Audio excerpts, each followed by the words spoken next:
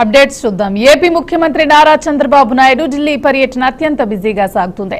రాష్ట్ర ప్రయోజనాలే లక్ష్యంగా ఆయన ఒక్కరోజు 6 కేంద్ర మంత్రులతో వరుస సమావేశాలు నిర్వహిస్తున్నారు.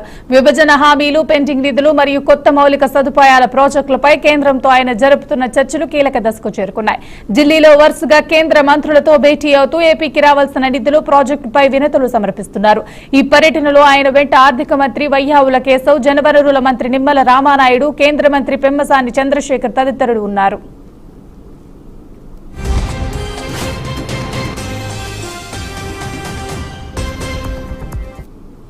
ఇది దేశానికి చాలా కీలకమైన సమయమని ప్రధానమంత్రి నరేంద్ర మోదీ భారతదేశ బ్రాండ్ ను ప్రపంచమంతటా గుర్తింపు పొందే స్థాయికి తీసుకువచ్చారని ఏపీ ముఖ్యమంత్రి చంద్రబాబును ప్రశంసించారు. Right time, right leader, right decision అని నరేంద్ర మోదీ పేర్కొన్నారు. బీజేపీ జాతీయ కార్యనిర్వాహక అధ్యక్షుడు నితిన్ నవీన్ నాయకత్వంలో ఆ పార్టీ మరింత అభివృద్ధి చెందాలని సీఎం ఆకాంక్షించారు.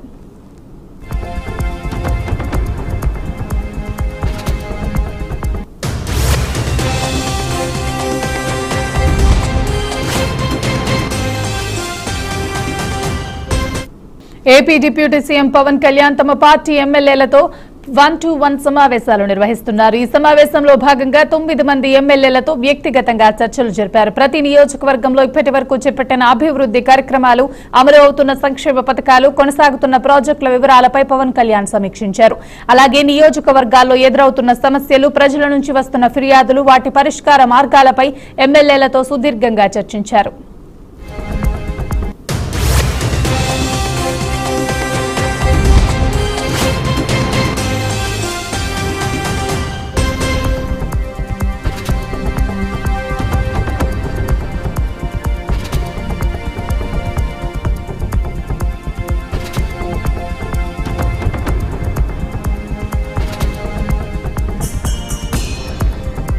తెలంగాణలో మావోయిస్టులకు మరో ఎదురు దెబ్బ తగిలింది. రాష్ట్ర పోలీసులకు చేపట్టిన మేజర్ ఆపరేషన్ నేపథ్యంలో ఏకంగా 35 మంది మావోయిస్టులు తెలంగాణ డీజీపీ ముందు లొంగిపోయారు.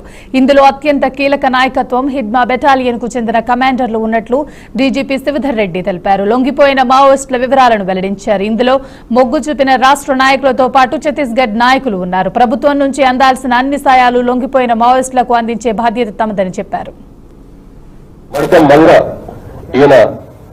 పాలేడు పిఎస్ బీజాపూర్ చెందిన ఆయన, ఛత్తీస్గఢ్ రాష్ట్రం, కంపెనీ పొలిటికల్ కమిటీ సభ్యుడు. తాటి గంగ ఈమె కిష్టారావు పోలీస్ స్టేషన్ చెందిన ఆమె, ఈమె ప్లటూన్ పొలిటికల్ కమిటీ సభ్యుడు. కలము సుక్కి ప్లటూన్ పార్టీ కమిటీ సభ్యురాలు. వీళ్ళందరూ కూడా ఛత్తీస్గఢ్ రాష్ట్రం చెందిన వాళ్ళే. స్పెసిఫిక్ గా తెలంగాణ వాళ్ళు అయితే అప్పుడు చెప్తాను, తెలంగాణ సపరేట్ గా. ఓఎం జోగా ఈయన పార్టీ సభ్యుడు. కుంజం దేవ పార్టీ సభ్యుడు. గోవాసి గంగి పార్టీ సభ్యురాలు.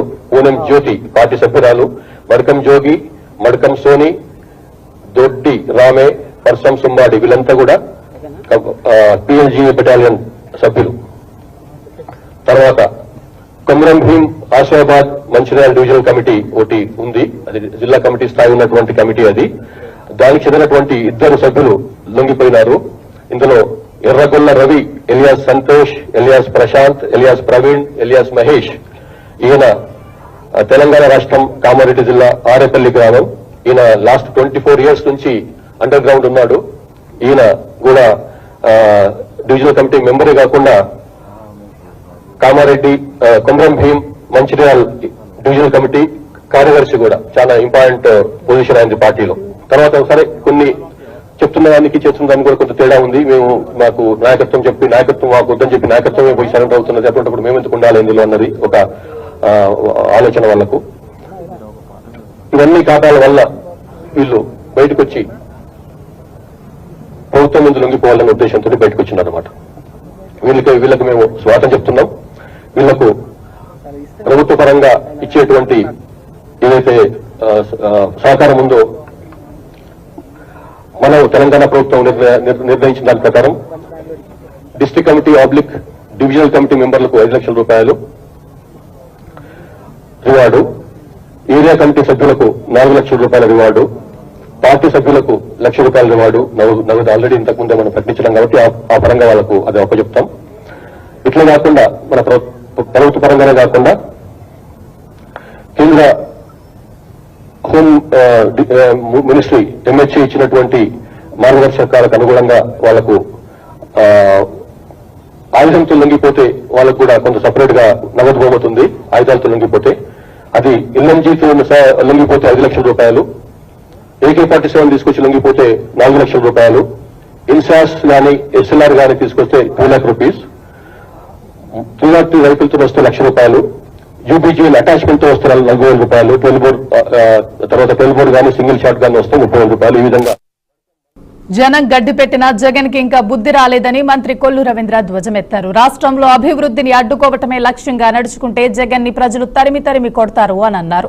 మెడికల్ కాలేజీల అభివృద్ధిపై వైసీపీ నేతలు విషం చిమ్మాలని చూస్తూ సహించేది లేదని హెచ్చరించారు. ఒకప్పుడు PPP పద్ధతిలో రోడ్లను అభివృద్ధి చేయడం వల్లనే నేడు రాష్ట్ర వ్యాప్తంగా రవాణా సదుపాయం పెరిగిందని చెప్పారు.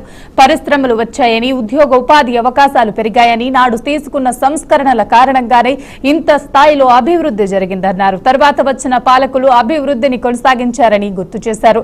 జగన్ మళ్లీ అధికారంలోకి వచ్చే ప్రసక్తే లేదని కొల్లు రవీంద్ర జోస్యం చెప్పారు. మచిలీపట్నం టీడీపీ కార్యాలయంలో నిర్వహించిన ప్రజా దర్బార్లో మంత్రి ఈ వ్యాఖ్యలు చేశారు. చాలా ఇబ్బంది పెడుతున్నారు. ఇంటికి వచ్చి తాగొచ్చి గొడవ చేస్తున్నారు. అతను అలా పరిచయం అయ్యాడు, డబ్బులు తీసుకోనని చెప్పి ఇవన్నీ అడ్డం పెట్టుకున్నారు సార్ నా దగ్గర. పెట్టుకుని ఇప్పుడు అవన్నీ అడ్డం పెట్టుకుని చంపేస్తాను, మీ అమ్మగారు వెళ్ళని మిమ్మల్ని అంబులెన్స్ బయటకు వచ్చి తాగొచ్చి ఇంటి పనికి వచ్చి గొడవ చేస్తున్నారు సార్. రోజు టార్చర్ పెడుతున్నారు సార్. పాపను స్కూల్కి పంపించుకోవాలని చాలా భయంగా ఉంది సార్. నాకు అతని వద్ద ప్రాణహారం సార్. SI గారికి కంప్లైంట్ ఇచ్చింది సార్ ఆర్పేట. అతను తాగేవాడు, అతను మావాడు, నువ్వు వయసులో ఉన్నావు, అతను వయసులో ఉన్నాడు మాట్లాడారు సార్. చాలా భయం వేస్తుంది సార్. మా అమ్మగారు మా నాన్నగారు చాలా పెద్దవాళ్ళు సార్. 48 సెక్షన్ నిజాం పెట్టి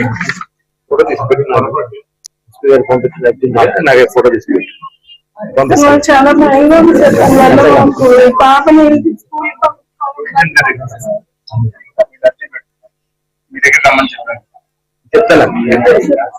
చాలా ఇబ్బంది పెడతారు.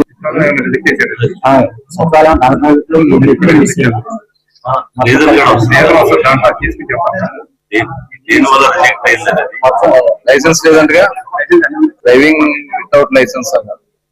ఫైన్ 5,000 కట్టారా? కట్టింది మళ్ళీ సచివాలయానికి ఇచ్చారా? మళ్ళీ ఇచ్చారు సార్. ఎప్పుడు ఇచ్చారు ఇది? 90 రోజుల. ఇక్కడ ఎవరు చూసేది? ఫైన్లు పడినాయా? ఏం లేదు సార్. స్టేటస్ చెక్ చేసినా కూడా అప్రూవ్. గ్రామ సచివాలయాల ద్వారా ప్రజలకు ప్రభుత్వ సేవలు మరింత వేగంగా పారదర్శకంగా అందుతున్నాయని మంత్రి నాదెండ్ల మనోహర్ అన్నారు. గుంటూరు జిల్లా కొల్లిపర మండలం చక్రాయపాలెం గ్రామంలో నూతనంగా నిర్మించిన సచివాలయ భవనాన్ని నాదెండ్ల మనోహర్ ప్రారంభించారు. ఈ సందర్భంగా మంత్రి మాట్లాడుతూ నూతన సచివాలయ భవనం ద్వారా గ్రామస్తులకు ఒకే చోట అన్ని సేవలు అందుబాటులోకి వస్తాయని, ప్రజల సమస్యలను తక్షణమే పరిష్కరించే దిశగా ఇది కీలకంగా నిలవనుందని పేర్కొన్నారు. ప్రజా సంక్షేమమే లక్ష్యంగా కూటమి ప్రభుత్వం చేపడుతున్న అభివృద్ధి కార్యక్రమాల్లో భాగంగా ఈ సచివాలయ భవనం గ్రామాభివృద్ధికి మైలురాయిగా నిలవనుందన్నారు. మనం గ్రామంలో అందరం కలిసిమెలిసి ఉంటాం, పెద్దరికానికి మనం గౌరవం ఇస్తాం, పెద్దలు చెప్తే మనం వింటాం. కాబట్టి సమస్యను పెద్దగా చేయకుండా ఖచ్చితంగా మన గ్రామంలో ఉన్న అనేక కార్యక్రమాలు మనం ఇంకా విజయవంతం చేసుకున్నట్టు ముందుకెళ్ళాలి. చక్రపాలెం గ్రామంలో మీ అందరికీ తెలుసు, మనందరం కూడా గతంలో మనం నష్టపోయాం. కావాలని కొంతమంది మనకి పనులు చేసేవాళ్ళు కాదు మన ఊర్లో. కానీ నేను 2009లోనే మీకు మాట ఇచ్చాను, వేసింది 14 ఓట్లైనా ఖచ్చితంగా 100% చక్రాపాలెం గ్రామానికి న్యాయం జరగాలి. సిమెంట్ రోడ్ల నిర్మాణం విషయంలో కానివ్వండి, భవనాల నిర్మాణం విషయంలో కానివ్వండి, ఏ పని చేసినా ఓట్లతో సంబంధం కాదు. మనందరం ఒక మంచి ఉద్దేశంతో, మంచి నాయకత్వం కింద మనం పనిచేసుకుంటున్నాం. ఈ రోజున గౌరవ ముఖ్యమంత్రి గారు చంద్రబాబు నాయుడు గారు, అదేవిధంగా రాష్ట్ర ఉప ముఖ్యమంత్రి మన నాయకుడు పవన్ కళ్యాణ్ గారు ఎంతో ఆదర్శవంతంగా నిలబడుతూ సమాజానికి, ప్రజలకి, దేశానికి ఉపయోగపడాలనే తపనతో మనం పనిచేస్తున్నాం. కాబట్టి దయచేసి చేసిన ఏ కార్యక్రమం సరే, ఇప్పుడు ధాన్యం కొనుగోలు విషయంలో నా దృష్టికి వచ్చింది. 2-3 రోజుల నుంచి చక్రాపాలెంలో కూడా చాలా మంది రైతులు లారీల కోసం, గోతాల కోసం ఎదురు చూస్తున్నారని. అది ఈ విషయం కూడా నేను ఎందుకు ప్రస్తావిస్తున్నానంటే, గతంలో మన ప్రాంతంలో ప్రభుత్వానికి అమ్మేవాళ్ళు కాదు. ఇప్పుడు ఈ రోజున ఏదో 1000 మెట్రిక్ టన్ను వస్తుంది ధాన్యం అనుకున్న ప్రాంతంలో 40,000 మెట్రిక్ టన్నుల ధాన్యం మేము సేకరిస్తున్నాం. 40,000. మొట్టమొదటిసారి తెనాలి నుంచి ఒక ట్రైన్ పెట్టాం. ధాన్యం ఇక్కడి నుంచి వేరే జిల్లాలకు పంపించడానికి సమస్యలే కాదు. మనం గ్రామంలో అందరం కలిసిమెలిసి ఉంటాం, పెద్దరికానికి మనం గౌరవం ఇస్తాం, పెద్దలు చెప్తే మనం వింటాం కాబట్టి సమస్యను పెద్దగా. ఈవీ పాలసీ ద్వారా ఎలక్ట్రిక్ వాహనాలు కొనుగోలు చేసే వారికి ప్రభుత్వం 100% ట్యాక్స్ మినహాయింపు ఇస్తుందని మంత్రి పొన్నం ప్రభాకర్ అన్నారు. ఓఆర్ఆర్ పరిధిలో ఎలక్ట్రిక్, సిఎన్జి, ఎల్పీజీ ఆటో రిక్షాలకు అనుమతి ఇవ్వడం జరిగిందన్నారు. ఎలక్ట్రిక్ వాహనాల వినియోగం పెరిగినప్పుడే కాలుష్యాన్ని తగ్గించవచ్చని మంత్రి తెలిపారు. అలాగే ఈవీ పాలసీకి ప్రజల నుండి మంచి స్పందన ఉందని పొన్నం ప్రభాకర్ చెప్పుకొచ్చారు. వాడకం ద్వారా ఎటువంటి ప్రయోజనాలు ఉంటాయనేటువంటిది మేము ఈ కంపెనీల ద్వారా కొంత ప్రమోషన్ పెంచేటువంటి కార్యక్రమం ఒకటి జరగాలని కోరుకుంటా ఉన్నాం. అదేవిధంగా రెండవది, నేరుగా ప్రభుత్వం తరఫున మిమ్మల్ని అందరినీ పబ్లిక్ అందరికీ సంబంధించిన విషయం లోపల ఏదైనా రాయితీ అడుగుతూ ఇబ్బంది అవుతుంది. కానీ అట్లీస్ట్ తెలంగాణ ప్రభుత్వ అభివృద్ధిలో భాగస్వాములు అవుతున్నటువంటి ప్రభుత్వ ఉద్యోగులకు సంబంధించి వాళ్ళు లోన్ల ద్వారా వెహికల్ తీసుకునే సందర్భంలో నేను ఇంత పర్సెంట్ అంత పర్సెంట్ అనేవాడుగా నా ఎక్స్పెక్టేషన్ 20% తక్కువ కాకుండా వాళ్ళకి ఏమైనా మీరు ఎక్సెంప్షన్ ఇవ్వగలిగితే మీకు సంబంధించిన కంపెనీస్ ద్వారా అప్రూవ్ తీసుకొని తెలంగాణ ప్రభుత్వ ఉద్యోగులకు సంబంధించి ఈ యొక్క కార్యక్రమాన్ని ప్రోత్సహించడానికి, ప్రమోట్ చేయడానికి వాళ్ళ భాగస్వామ్యం కూడా బాగుంటుంది. కాబట్టి అదొక కార్యాచరణ తీసుకుంటే బాగుంటుంది అనేటువంటి నా విజ్ఞప్తి చేస్తా ఉన్నా. అదేవిధంగా ప్రభుత్వం. Welcome back to news. మిగిలిన అప్డేట్స్ చూద్దాం. ఏపీ రాజకీయాల్లో మాటలు మళ్లీ హద్దులు దాటుతున్నాయా? మెడికల్ కాలేజీల ప్రైవేటీకరణపై జగన్ చేసిన విమర్శలకు మంత్రి సత్యకుమార్ చేసిన ఘాటు వ్యాఖ్యలు పొలిటికల్ హీట్ ని పుట్టించాయి. జగన్ కాంట్రాక్టర్ల వెంట్రుక కూడా పీకలేడు అంటూ మంత్రి సత్యకుమార్ చేసిన వ్యాఖ్యలు రాజకీయ దుమారం రేపాయి. అయితే మంత్రి కామెంట్స్ కు వైసీపీ నేత పేర్ని నాని కౌంటర్ ఇచ్చారు. ముందు నెత్తిన వెంట్రుకలను మొలిపించుకో అంటూ కౌంటర్ అటాక్ ఇచ్చారు. జైలు జీవి ఇవాళ చాలా పారదర్శకంగా ఒక మంచి ఉద్దేశంతో ప్రభుత్వం తీసుకొచ్చిన విధానాన్ని పైన అసత్య ప్రచారం చేయడమే కాకుండా వారిని జైలుకు పంపుతా ఉండడం, మీరు జైలుకి కాదు కదా, మీకు ఇష్టమైన భాషలో మీకు తెలిసిన భాషలో చెప్పాలంటే వారి నెత్తి మీద వెంట్రుకు కూడా పీకలేరని జగన్మోహన్ రెడ్డి గారికి, ఆ పార్టీ నాయకులకు నేను తెలియజేస్తున్నాను. ఎవరిని జైలుకు పంపుతారు? విధానం వీటిని సమర్థించిన హైకోర్టు న్యాయమూర్తులను పంపిస్తారా? విధానాన్ని తీసుకొచ్చిన నీతి ఆయోగ్ను జైలుకు పంపిస్తారా? లేదా ఈ విధానాన్ని తీసుకొచ్చిన ఎన్డీఏ విధానాన్ని తీసుకొచ్చిన పిపిపి మోడల్లో అభివృద్ధి కార్యక్రమాల నిర్మాణానికి శ్రీకారం చుట్టిన ఎన్డీఏ ప్రభుత్వ అధినేత నరేంద్ర మోడీ గారిని కూడా మీరు జైలుకు పంపిస్తారా? ఇటువంటి అహంకారిత పూరిత మాటలు మాట్లాడడం కారణంగానే, ప్రతి ఒక్కరిని బెదిరింపులకు పాల్పడడం కారణంగానే తను అత్యంత దారుణమైన అవమానకర రీతిలో ఓడిపోయానన్న విషయాన్ని కూడా జగన్మోహన్ రెడ్డి గుర్తుపెట్టుకోవాలి. మోడీ గారు మీ సత్యకుమార్ గారు ఇంత పాపాలు చేశాడు, చంద్రబాబు కలిసి దోసేశాడంటే సార్ నాకేం సమాడు, దొంగ అయితే వేసేయమని చెప్పడేంటి? లేదు ఆపమని చెప్తాడా? మాకు తెలుసు నువ్వు పాపాలు చేసి నువ్వు ఈ కాలేజీలను నమ్మేస్తే నిన్నెట్టా లోపల ఇయ్యాలో, మోడీ గారితో ఎట్టా మాట్లాడాలో మాకు తెలుసు. చూద్ది కానీ ఆ రోజు మాట్లాడేది కానీ నీ నెత్తి మీద బొచ్చు పీకాలా? అది నీ నెత్తి మీద బొచ్చు ఏమైనా ఉందా అని అడుగుతున్నాగా. నా నెత్తి మీద వెంట్రుకలు పీకమని. వెంట్రుకలు కూడా పీకలేవు జగన్మోహన్ రెడ్డి, జుట్టున్నోడికి కూడా పట్టదు అది. ముందు నెత్తి మీద వెంట్రుకలు మొలిపించుకుని హైదరాబాద్లో ఇప్పుడు డబ్బులు తీసుకుని బాగా మొలిపిస్తున్నారు. వెళ్ళి ముందు నెత్తి మీద బొచ్చు మొలిపించుకుని తర్వాత ఆ ఛాలెంజ్లు చేయాలి సత్యకుమార్ గారు. నిదట్లో లోకేష్ లేపాడని పరిగెత్తుకొచ్చి ఏది పడితే అది మాట్లాడి, జగన్మోహన్ రెడ్డి గారు 30 కేసుల్లో ముద్దాయి 16 నెలలు జైలు చేసినాడు అది అని మాట్లాడుతున్నావు. అసలు నువ్వు ఎవరి చేతి కింద పనిచేస్తున్నావు? సుమారుగా 150 కేసుల్లో ముద్దాయి అని చంద్రబాబు నాయుడు చేతి కింద పనిచేస్తున్నావు. తెలంగాణ ప్రభుత్వం కీలక నిర్ణయం తీసుకుంది. రాష్ట్రంలో పీఎస్సీఎస్ చైర్మన్లు, డైరెక్టర్ల పాలక వర్గాలను రద్దు చేసింది. ఆగస్టు 14వ తేదీనే వీరి పదవీ కాలం ముగిసినట్లు పేర్కొంది. వీరితో పాటు 9 జిల్లాల డీసీసీజీలను కూడా తొలగిస్తూ ప్రభుత్వం శుక్రవారం ఉత్తర్వులు జారీ చేసింది. కాగా వ్యవసాయ అభివృద్ధి, రైతు సంక్షేమం దృష్ట్యా కేంద్ర రాష్ట్ర ప్రభుత్వాలు ప్రాథమిక వ్యవసాయ సహకార పరపతి సంఘాలను ఏర్పాటు చేసింది. ఈ సహకార సొసైటీల నిర్వహణకు ఎన్నికల ద్వారా పాలక వర్గాలను నియమిస్తుంది. సొసైటీల సామర్థ్యాలకు అనుగుణంగా ఒక చైర్మన్, వైస్ చైర్మన్, డైరెక్టర్లు ఉంటారు.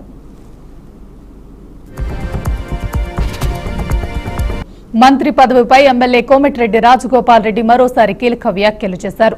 అదృష్టం ఉంటే మంచి పదవి వస్తుందని అన్నారు. ఇన్ని రోజులు ఆగానని త్వరలోనే తనను మంత్రి పదవి వస్తుందని చెప్పారు. చాలా కాలంగా రాజగోపాల్ రెడ్డి మంత్రి పదవి గురించి మాట్లాడుతున్నారు. కాంగ్రెస్ పార్టీలో చేరే సమయంలోనే తనకు అధిష్టానం మంత్రి పదవి ఇస్తామని హామీ ఇచ్చిందని చెప్పారు. ఇన్ని రోజులు ఆయన మనకు కూడా అదృష్టం ఉంటే తప్పకుండా ఇంతకంటే మంచి పదవి వస్తుంది, త్వరలోనే వస్తుంది మంత్రి పదవి. మీ అందరికీ చెప్తున్నా నోటాడు. ఇన్ని రోజులు ఆయన మనకు కూడా అదృష్టం ఉంటే తప్పకుండా ఇంతకంటే మంచి పదవి వస్తుంది, త్వరలోనే వస్తుంది మంత్రి పదవి. మీ అందరికీ చెప్తున్నా నోటాడు. ఇన్ని రోజులు ఆయన మనకు కూడా అదృష్టం ఉంటే తప్పకుండా ఇంతకంటే మంచి పదవి వస్తుంది, త్వరలోనే వస్తుంది మంత్రి పదవి. మీ అందరికీ పార్లమెంట్ ఎన్నికల్లో గెలవటం సులభం కానీ పంచాయతీ ఎన్నికల్లో గెలవటం కష్టమని బీఆర్ఎస్ వర్కింగ్ ప్రెసిడెంట్ అన్నారు. త్వరలోనే ఎంపీటీసీ, జెడ్పీటీసీ ఎన్నికలు జరగబోతున్నాయని పేర్కొన్నారు. సిరిసిల్లలో ఉన్న 57 ఎంపీటీసీ స్థానాలు గెలిచేలా కార్యకర్తలు కృషి చేయాలని పిలుపునిచ్చారు. అందరూ కలిసి కాంగ్రెస్ పై కొట్లాడాలన్నారు. గులాబీ గెలుపును చూసి కాంగ్రెస్ పరేషాన్ అయిపోతుందని తెలిపారు. ఓడిపోయిన అభ్యర్థులు కూడా ధైర్యంగా ఉండాలని ధైర్యం చెప్పారు. రానున్న ఎంపీటీసీ, జెడ్పీటీసీ ఎన్నికల్లో పోటీ చేయాలన్నారు. పాత తరం నాయకులు కొత్త తరాన్ని కలుపుకుంటూ ముందుకు రావాలన్నారు. ఎంపీటీసీలకు గాను 5 జెడ్పీటీసీలకు గాను మన ప్రణాళిక ఏంది? నిన్నటిదాకా కొట్లాడినాం, సరే మరి రేపటి నుంచి మనం ఎట్లా పనిచేద్దాం, ఎట్లా 57 ఎంపీటీసీలు గెలుచుకుందాం అనే దిశగా ఇప్పటి నుంచే మన ఆలోచన మొదలు కావాలి. ఎక్కడెక్కడైనా పంచాయతీలు ఉంటే దయచేసి ఇప్పటి నుంచే మండలాల వారీగా సమన్వయం చేసుకుని ముందుకు నడవాలని చెప్పి నేను మిమ్మల్ని కోరుతా ఉన్నా. దయచేసి ఇక్కడ గెలిచిన వాళ్ళు, అట్లాగే ఓడిపోయిన వాళ్ళు, నిలబడ్డ వాళ్ళు అందరికి కూడా నా ప్రార్థన, ఇది పార్టీ యొక్క ప్రతిష్టకు సంబంధించిన అంశం కాబట్టి మనందరం కూడా ఐకమత్యంగా ముందుకు పోదాం. రేపు జిల్లా పరిషత్, ఎంపీటీసీ ఎలక్షన్లు ఎప్పుడు పెట్టినా నిన్న మొన్నటిదాకా ఏమనుకున్నామంటే మరి కాంగ్రెస్ ప్రభుత్వం డిసెంబర్ ఆఖరి వారంలోనే నోటిఫికేషన్ ఇస్తుంది జిల్లా పరిషత్ కు సంబంధించి అని చెప్పి వార్తలు వచ్చినాయి. కానీ నిన్న ముఖ్యమంత్రి గారి మాట చూస్తే మనసు మార్చుకున్నట్టు అనిపిస్తున్నది. ఎందుకంటే బీఆర్ఎస్ ఈ స్థాయిలో కొడుతుందని ఆయన కూడా అనుకోలే పాపం. ఈ స్థాయిలో అపోజిషన్లు ఉంటే కూడా కేసీఆర్ గారు కాలు బయటకు పెట్టకుండానే, కేసీఆర్ గారు కనీసం నోరు విప్పకుండానే మరి 12,000 సర్పంచులుంటే 32-33% మొత్తం రాష్ట్రంలో బీఆర్ఎస్ కొట్టింది అంటే ఆ దెబ్బకు మరి ఆయన వెనుకకు పోయినట్టే కనబడతా ఉన్నది. ఆ దెబ్బకు మరి వెనుక పోతాడేమో, పెట్టడేమో ఇప్పట్లా అని నేను అనుకుంటా ఉన్నా. కానీ దబ్బన పెడితే కూడా తయారుందాం, ఎక్కడోళ్ళం అక్కడ. సిద్దిపేట ఎమ్మెల్యే మాజీ మంత్రి హరీష్ రావు మరోసారి తన దాతృత్వాన్ని చాటుకున్నారు. పేద కుటుంబానికి చెందిన విద్యార్థిని పీజీ వైద్య విద్య కొనసాగించేందుకు ఆయన స్వయంగా ముందుకొచ్చారు. బ్యాంక్ రుణం కోసం తన స్వగృహాన్ని మార్టిగేజ్ పెట్టి విద్యార్థిని భవిష్యత్తుకు భరోసాగా నిలిచారు.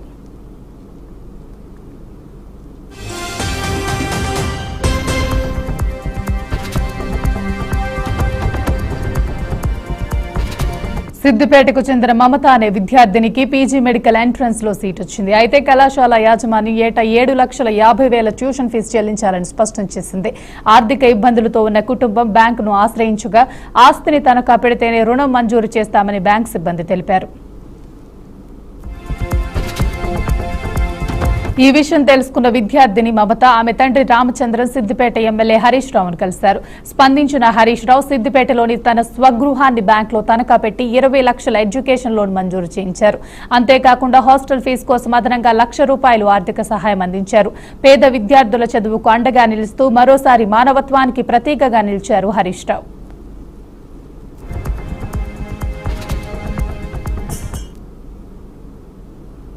చంద్రబాబు మార్క్ దోపిడీకి మెడికల్ కాలేజీల ప్రైవేటీకరణే నిదర్శనమని కమిషనర్ కక్కుర్తితో చంద్రబాబు ప్రజా ఆరోగ్యాన్ని, వైద్య విద్య అభ్యసించాలన్న పేద విద్యార్థుల కలను పనంగా పెడుతున్నాడని మాజీ మంత్రి విడుదల రజనీ ఆగ్రహం వ్యక్తం చేశారు. పీపీపీ పేరుతో టోల్ ట్యాక్స్ వసూలు చేస్తున్నారని మండిపడ్డారు. అదే మాదిరిగా హెల్త్ ట్యాక్స్ కూడా వసూలు చేస్తారని విమర్శించారు.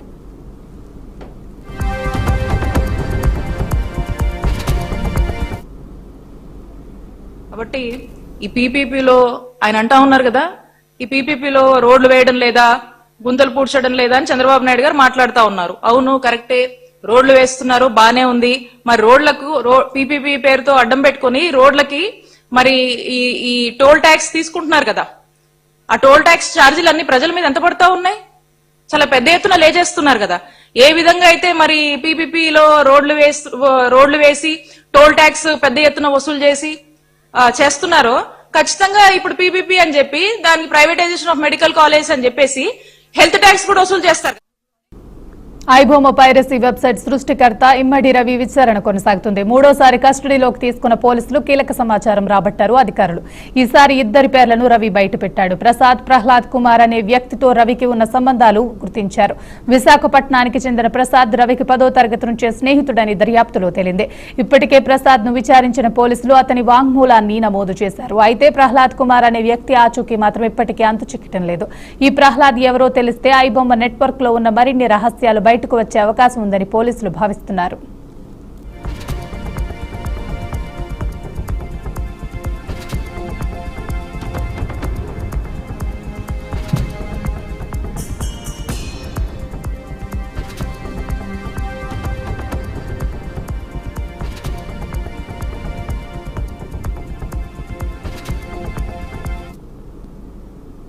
తీవ్రమైన పొగమంచు నేపథ్యంలో భారత వాతావరణ శాఖ దేశ రాజధాని నగరం ఢిల్లీకి రెడ్ అలర్ట్ జారీ చేసింది. ఢిల్లీలో 100 మీటర్ల దూరం కూడా కనిపించినంతగా దట్టమైన పొగమంచు అలుముకుంది. రోడ్డు, రైలు, విమాన రాకపోకలకు తీవ్ర అంతరాయం ఏర్పడుతుందని వాతావరణ శాఖ హెచ్చరికలు చేసింది. దీంతో ఢిల్లీ నుంచి బయలుదేరాల్సిన 150కి పైగా విమానాలు రద్దయ్యాయి. మరో 200 విమానాలు ఆలస్యంగా బయలుదేరుతున్నాయి.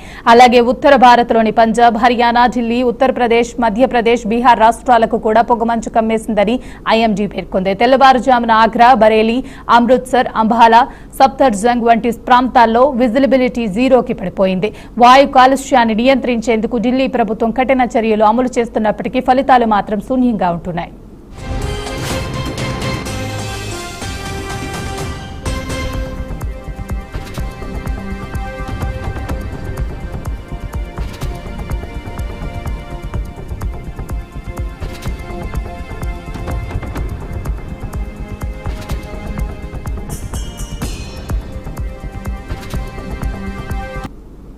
బంగ్లాదేశ్ లో దారుణ ఘటన చోటు చేసుకుంది. దైవ దూషణకు పాల్పడ్డాడన్న ఆరోపణలతో దీపు చంద్రదాస్ అనే హిందూ యువకుడిని అల్లరిమోక అత్యంత కిరాతకంగా కొట్టి చంపింది. అనంతరం మృతదేహాన్ని ఓ చెట్టుకు కట్టేసి నిప్పంటించారు.